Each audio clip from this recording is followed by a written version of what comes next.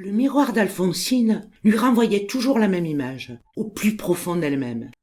Elle ne parvenait pas à s'imaginer plus jeune.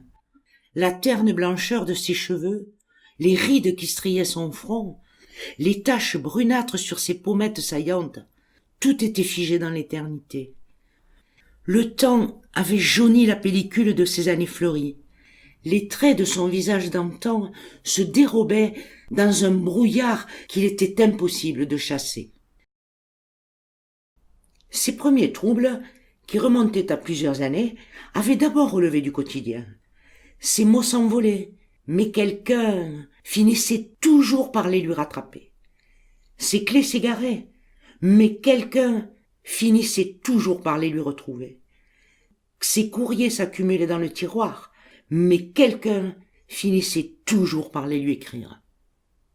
Peu à peu, les difficultés furent cependant croissantes et profondément handicapantes. Grande lectrice, elle avait abandonné cette passion, car chaque chapitre parcouru effaçait les précédents. Les intrigues policières ne trouvant plus de coupables, elle décida de ne plus les fréquenter.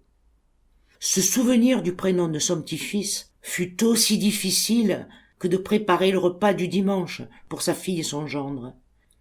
Quand elle ne se rendit plus sur la tombe de son mari, sa fille unique décida qu'il était temps de consulter un médecin.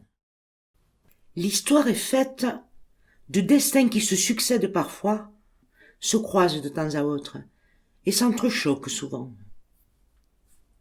Si les petites gens n'ont pas leur nom gravé dans la pierre ou consigné dans les livres, elles sont tout autant des héros que des grands dirigeants, soldats, artistes et scientifiques de ce monde. La cantate d'Alphonsine est longue, sinueuse, mélancolique, mais épanouie, fragile, sinistre, douce et sévère à la fois. Elle est faite d'amour et de haine, car elle n'est rien d'autre qu'une vie ordinaire, mais néanmoins captivante.